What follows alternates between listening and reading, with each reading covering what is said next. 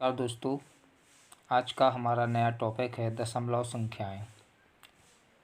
दशमलव संख्याएं क्या होती हैं, दशमलव संख्याओं की जोड़, घटाना, गुणा कैसे की जाती हैं, आज इसके बारे में हम इस वीडियो में जानेंगे।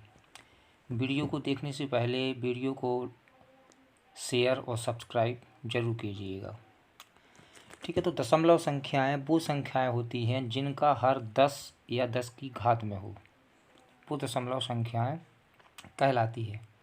जैसे कि यहाँ पे उदाहरण में दिया हुआ है, एक संख्या दी हुई है 15/10, इसका हर कैसा है, 10 में है। ठीक है, नेक्स्ट संख्या जैसे 225/100, इसका हर 100 में है। 1125/1000, इसका हर 1000 में है। तो ऐसी संख्याएं जिनका हर 10 में हो या इससे ज़्यादा में हो तो वो क्या कहलाती हैं, दशमलव संख्याएं। अब दशमलव संख्याएं क्या होती हैं, दशमलव का प्रयोग क्यों किया जाता है। दशमलव का प्रयोग पूर्णांश और अपूर्णांश संख्याओं के बीच में प्रयोग किया जाता है। अब पूर्णांश और अपूर्णांश कैसे, जैसे कि कोई संख्या, माना कि मैंने 5 लिखी यहाँ पे, तो 5 क्या है, पूर्णांक संख्या है। ठीक है, अब कोई चीज़ पूरी तो होती नहीं है। जैसे कि हम माना कि पैसों के रूप में मान लें कि 5.5 रुपये, 5.5 घंटे, तो उसको कैसे व्यक्त करेंगे। ठीक है, तो मैंने यहाँ पे क्या किया, एक दशमलव लगा दिया और यहाँ पे लिख दिया 20, तो ये क्या हो गई, 5.20। तो दशमलव का उपयोग किस में किया जाता है, पूर्णांश और अपूर्णांश के बीच में। अब इसमें पूर्णांश क्या है, 5 इसमें पूर्णांश है। पूर्ण अंश, पूर्णांश मतलब जिसका पूरा अंश हो। 5 क्या है, अपने आप में पूरा अंक है। ठीक है, अब उसके अलावा 5.20 क्या है, अपूर्णांश है, क्योंकि यह अपने आप में एक पूरा अंक नहीं है, पूरा अंश नहीं है। ठीक है, तो इतना आपकी समझ में आ गया होगा।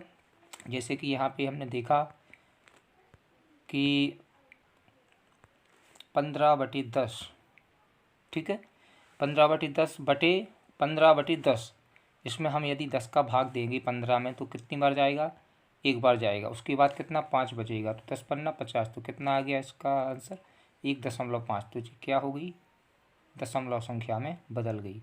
इसी प्रकार 225/100 का 2.25 आ गया। 1125/1000 का 1.125 आ गया। तो प्राकृतिक संख्याएं 10 या 10 की किसी भी घात से भाग देने पर जो संख्याएं प्राप्त होती है उन्हें हम दशमलव संख्याएं कहते हैं। उम्मीद है कि आप लोगों को समझ में आ रहा होगा। उसके बाद हम चलते हैं दशमलव संख्याओं की जोड़ पे। अब जोड़ कैसे करना है, जोड़ तो वैसे ही करना है जैसे कि हम सामान्य रूप से जोड़ करते हैं, घटाना करते हैं, लेकिन दशमलव संख्याओं का जोड़ हमें कैसे करना है, इसके लिए हमें थोड़ा ध्यान देने की ज़रूरत है। इसमें क्या होता है, सबसे पहले कुछ नियम होते हैं जिनको हमें ध्यान में रखना होता है। जैसे कि स्थान को ध्यान में रखना, दशमलव कहाँ लगा हुआ है। ऐसा नहीं कि हमें दशमलव का जोड़ करना है, हम लिखते जाएं 5.6, फिर यहाँ पे लिख दिया हमने 20.7, तो दशमलव कहीं भी लगा दिया, ऐसा नहीं है। दशमलव के स्थान को हमें ध्यान में रखना है, एक ही सीध में रखना है। क्या करना है, हमें दशमलव को एक ही सीध में रखना है। जैसे कि हमने कोई संख्या लिखी 5.6, ठीक, उसके बाद है 20.05, तो 20 यहाँ आ जाएगा, दशमलव के नीचे दशमलव आना चाहिए, 0.5, दशमलव के नीचे दशमलव आना चाहिए, इस बात को हमें ध्यान रखना है।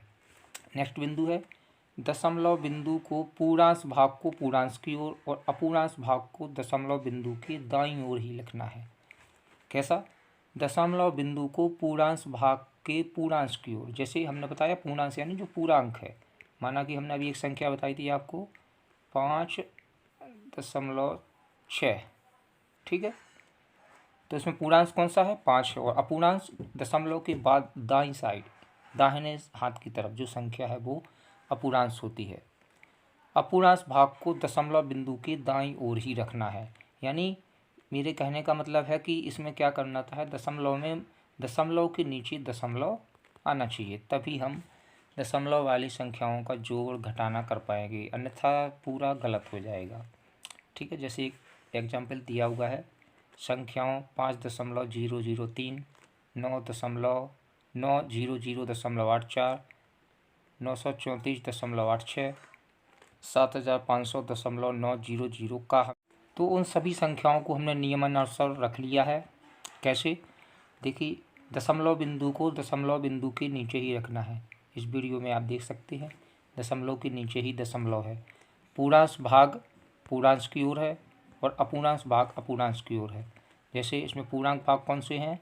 जी सारे। दशमलव की जो बाईं साइड है वो पूर्णांश भाग है और अपूर्णांश भाग जो दशमलव के दाईं साइड है वो अपूर्णांश भाग है। ठीक है, हमें इतना याद रखना है। अब हम इसको हल करना सीखेंगे कि इसको हल कैसे करना है, कैसे जोड़ना है। जोड़ना हमें वैसे ही है जैसे कि हम जोड़ते हैं।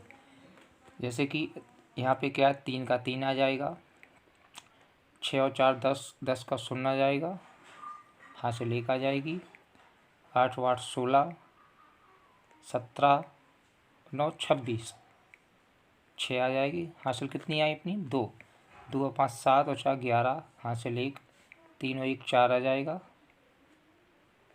9 9 18 और 5 23, हासिल 2, कितना 9 आ जाएगा। इसका आंसर आ गया। ठीक है, और हमें क्या करना है, इसमें दशमलव के नीचे ही दशमलव लगाना है।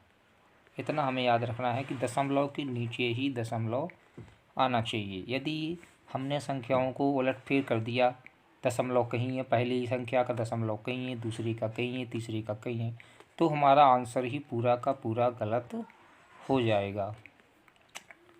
ठीक है, उसके बाद हम देखेंगे कि दशमलव संख्याओं को घटाना कैसे है।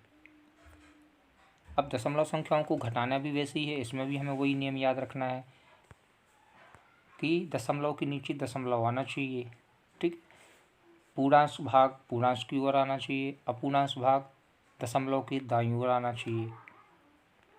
ठीक है, अब इसको हम घटाएंगे। जैसे 4 में से 9 घटाना है तो 4 के यानी 14, 14 में से 9 जाएंगे तो 5 बचेंगे। ठीक है, हासिल 1 आ जाएगी तो 8 में से 3 जाएंगे तो 5 बचेंगे, 3 का 3 आ जाएगा और दशमलव के नीचे ही हमारा दशमलव आएगा। ठीक है, 9 में से 3 जाएगा 6 बचेंगे, 6 में से 2 जाएगा 4 बचेंगे। अब 3 में से 5 तो जाता नहीं है तो 13 में से 5 जाएंगे तो 8 आएंगे और एक हासिल आ जाएगी तो 4 यहाँ पे आ जाएंगी। तो ठीक है, दशमलव के नीचे दशमलव लगाना है। बाकी जोड़ घटाना चाहे सिंपल हो, सामान्य हो या दशमलव का हो, दोनों एक ही बात है। बस दशमलव संख्याओं के जोड़ घटाना में हमें इतनी बात को ध्यान रखने की ज़रूरत है कि धन संख्याओं को सही क्रम से नियमानुसार ही व्यवस्थित किया गया हो। यदि आपने संख्याओं को सही क्रम से व्यवस्थित नहीं किया है तो आप जोड़ घटाना सही से नहीं कर पाएंगे। जैसे एक और हमने एग्जाम्पल लिया हुआ है, घटाने का है। 7 में से 1 जाएगा 6 बचेंगे, 3 में से 2 जाएगा 1 बचेंगे। अब दशमलव के नीचे ही हमें दशमलव लगाना है। ठीक है, 7 में से 4 जाएगा 3 बचेंगे, 6 में से 8 जाता नहीं है, 16 में से 8 जाएगा